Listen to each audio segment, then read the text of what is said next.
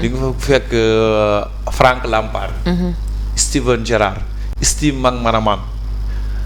Hargreaves. di nga fi fekk tur yu bari. ñu mën a fubal mais bokkuñu profil ba léegi. ku nekk am na loo am lu sa morom amul. Effectivement. Tu vas en France di nga gis Patrick Vieira. Tu verras des Claude Makelele. Tu verras des Lassana Diarra. beaucoup ay N'Golo Kanté ay Adrien Rabiot ay Matuidi et cetera mën nga lim milieu terrain bokkuñ profil. C'est comme ça en attaque. Diego Forlán il était exceptionnel. C'était un joueur très très très très très fort sur tous les plans. muy duel aérien muy qualité de jeu qualité de dribble rapidité. neexaayu pied droit maanaam pied droit bi comme lem. Je me rappelle de son fameux but contre le Sénégal bi muy kees bal bi di delloo yónni Tony Silva da ko jëlal. déedéet. da ngaa kees mu wàññi mu ne ko am jëlal sa waay capté ko ci biir kaay. aussi mondial 2010 bi. Jabulaani bi gars yi dañu doon wax bal bi baax na ak baaxul bal bi daa mel ni moom lañ ko defaraloon Jabulaani bi nu ko neex la ko doon dugalee. C'était en somme c'était un joueur très très très fort Diego Forlán. Je me rappelle bien de lui uruguayen. bu nekkoon Villarreal jaar aussi defe naa Atlético. ak Man U. mais il était très fort. il était très fort te jàppoo ni profilu joueur boobu Uruguay dina ko amaat. Zidane meilleur joueur en Coupe du Monde 2006 un petit rappel. Zidane en fait avant cette Coupe du Monde xam nga France ak Sénégal ñoo nuroo parce que ñoo ñu colonisé ñoo bokk jikko. gaa yi ngi wax kaawu Malang Sarr war naa ñëw warul ñëw dama lay wax benn historique bu ndaw rek Ludovic Diouli. fi newoon Barça 2006 te mu jëloon Ligue des Champions 2006 moo boot France football ba qualifié loo France 2006. presque à après 2 journées de la fin. Zidane avait quitté l'équipe nationale en 2005. Zidane a fait son retour avec ses copains mooy ñoom Vieira ñoom Makelele ay Dugarry et cetera copains am yi quoi. bi ñuy publier liste mondiale bi Diouli bokk ci. Diouli bokk ci. lu tax. ba l'autre jour maa ngi koy suivre mi nettali. nee na toog na ay fan yu mu nelawul parce que il n'a eu aucune explication. D'accord. moom frère am moo ko woo ne ko t'as suivi la liste de la France mu ne ko non frère bi amul audace wax ko papa ji moo ko woo téléphone ne ko tu fais pas partie de la liste mu ne ko papa arrête tu rigoles. moom musu koo xalaatee dina il a xam nga boobu presse bi demeewul noonu. il a fallu que mu vérifier xool liste bi gisul Ludovic Diouli mu toog ay fan nelawul c'était un cauchemar. D'accord. tubaab de France. nee na donc boobu ba yaa pour ñu comprendre da doon mel ni benn comme ici au Sénégal juste un exemple. waaw ñu gis Sadio Mané kan bi mu def. ñuy sélectionné mondial dara dalu ko woowuñu ko. woowuñu ko comme ça. D'accord. Sadio Mané sax il a toujours été là par exemple Ibrahima Mbaye ñëwoon boot équipe bi. pendant que Sadio arrêté na. D'accord mais bëggatul équipe nationale Zidane dafa pare bàyyi woon. équipe nationale d'accord. Ludovic boot gars yi di dugg ko daanu ba mu des 2 journées bu ma juumul je me rappelle plus exactement mais Ludovic majeure partie qualification bi moo nekkoon leader bi. mu nekkoon leader bi. Zidane ñibbisi ñuy dem mondial yóbbu Ludovic Diouli. ok jour final bi dafa invité famille moom seetaanul mondial bi d'après ses dires nee na seetaanul benn match France. mais jour final bi ñu tiiroo bi ak Italie ci parking la ko fekk mu invité dîner toute sa famille ses tantes et ses oncles. nee na mi ngi taxaw ci parking bi di gis écran bi quoi di ñaan Trezeguet yàlla na raté en tant que français. Trezeguet raté ñu zibile ñoom ñëpp songoo famille bi moom moo koy nettali ci gémmiñam. juste pour dire à quel point il était député. Zidane tout le monde se dit que ne Zidane jeexal na.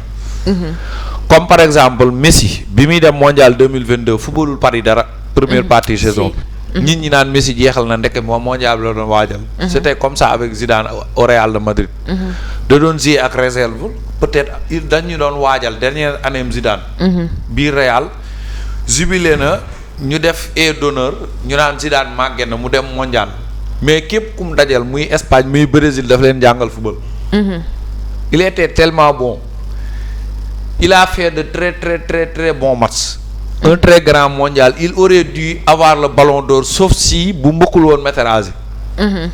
il était le meilleur joueur parce que kenn xalaatul woon Cannavaro jël ballon d'or c'était destiné ak Zidane.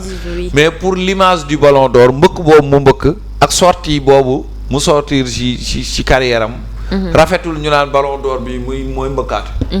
raison pour laquelle mu ñàkk ko mais c'était le ballon d'or 2006 parfait. moom à lui seul il a éliminé l'Espagne à lui seul il a éliminé le Brésil à lui seul il a éliminé le Portugal.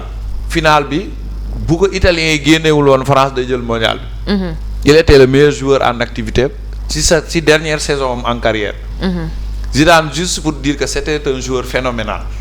dans sa quête de pouvoir. moom nice il était bien bu dul woon mbëkk bi rek day jël ballon d'or. un bon joueur un bon coach ou bien. waaw bon coach bi nag bon jël na ñetti Ligue des Champions Real tegle ko. sans expérience. d'accord parce que Masia xaw ma kii bi réserve bu la jógee ñu jox ko équipe bi mu jël Ligue des Champions ñu bàyyi ko fa mu jëlaat. depuis lors defaatul dara. donc mënoo ko juger un coach da nga koy juger fi mu jógee. Sénégal dafa naqaree wax tam nga ne wërsëg la yor ñu ne la xamoo football wala da ngaa bañ Zidane. mais pour ma juger ko pour mu yor beneen club. wala équipe nationale ma xam performance am. et à la fois passée am na loo mu doon laaj benn kii quoi que ni Zidane tegle na 3 Ligue des Champions. est-ce que dina am beneen coach bu mën a ñëwaat def comme li mu def fii football tollu nii. c'est possible Enrique def ko parce que tegle na ñaar. c'est possible waaye moment boobu bu may poser question bi kenn amul woon fi. waaw amutoon mais xam nga record bu ñu dul battre amul. dañ naan daay difficile wala nga xool conditions yi naan c'est improbable mais. record nit a ko def nit a koy dindi. nit moo def record nit a koy dindi. Zidane bi muy tegle Ligue des Champions 3 yi kenn xalaatul ci àdduna Zidane dina tegle Ligue des Champions. kenn xalaatu ko sincèrement mais il l'a fait quand même. Enrique mii tamit 2 Ligue des Champions yi 2 ans ci ginnaaw ku la waxoon ne Paris dina jël Ligue des Champions doo ko gëm. bay tegle. mën na koo tegle mën na koo bañ a tegle mën na am aussi fii ak 2030 beneen coach génn ci nouvelle génération bi. xam nouvelle génération de coach bi mën nañ ñëw indaale seen i wërsëg. mën nañ tegle Ligue des Champions bi peut-être un jour dina am ki tegle 5 Ligue des Champions on sait jamais. xëy na waa Chelsea la. waaw bu ñu amee ñu jël de. Chelsea moom bu tegle woon Ligue des Champions moom. da ngay bàyyi di ñëw fii. tànn biir laay maye. tànn biir. ñëpp keroog bi ñu mayee Arsenal rek da ngeen bi ñu gagné Arsenal rek. yaa ngi keroog dafa jubilé keroog sax xool dafa sedd. mais yaa boo yi nga gis ni football nii kan nga si gis ni moo sur profilu typique bu Zidane. pour dire vrai gisuma ko fenn am na ku ci xaw a am similarité tuuti si façon de bouger façon de jouer. muy Jude Bellingham. Bellingham sàcc na tuuti si Zidane mais munul doon Zidane. parce que profil yi duñ benn déjà Zidane était un géant bu mën a porter bal bu téye bal bi amul mbindeef bu ko mën a téye. dindi tànk te dafoo fët. capacité de vision wam nii si jeu. bariwut te aussi da doon am engagement pour gagner match wala ñàkk gagner match. Zidane da doon taxaw ñu koy baas muy contrôle di joxe. nga xam ne amul envie gagner match. mais s'il voulait gagner un match il pourrait le gagner à tout prix. Jude Bellingham daal moo xaw a jege Zidane mais pas totalement. pas totalement Jude Bellingham d'accord Yaya Hollande 2010